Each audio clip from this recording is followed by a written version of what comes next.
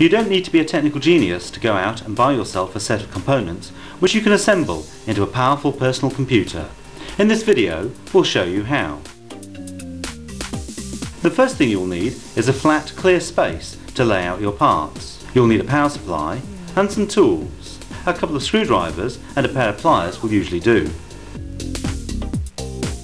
Place the case on the bench and remove the cover. The first thing you will install is the speaker. Remove the motherboard from its packing and place it on its anti-static sheet. Next, identify where to position the metal support posts onto which you'll mount the motherboard and fix them in place. The power supply connected to the main socket will make the case a good way to earth yourself. You don't want static to zap your valuable components, but don't turn on the power just yet. Before installing the CPU, you should have the heatsink and CPU fan. Then, look for a locating notch or dot on this CPU socket. This should align with a corresponding marker on the CPU itself to make sure you fit it the right way round. A zero insertion force socket makes installing the CPU an easy job and stops you damaging the pins accidentally. We'll be using all 4 SIM sockets to give us 60 MB of RAM in total. Each SIM card has locating holes which should snap easily onto studs on the SIM sockets.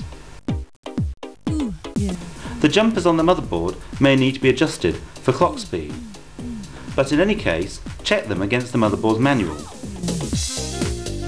When all the components have been installed on the motherboard, add the plastic supports and gently lower the motherboard onto the mounting posts. Once located, slide the motherboard into place and screw it down. Don't screw it down too hard or it may get twisted. Then, check underneath for any stray screws or other components that might short circuit the motherboard. And finally, we're folding up the side flap of the case. Fit the 2 leads from the power supply onto the motherboard.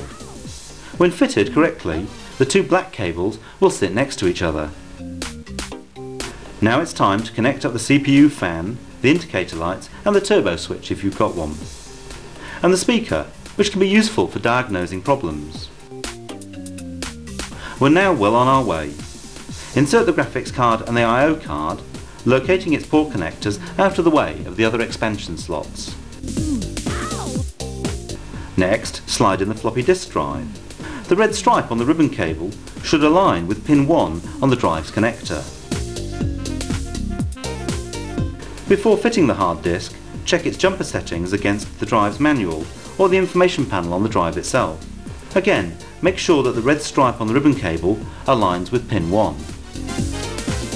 Power on the computer and use the CMOS setup program to auto-detect the characteristics of your hard disk. Then power off. We're adding a CD-ROM drive, so that can be fitted next.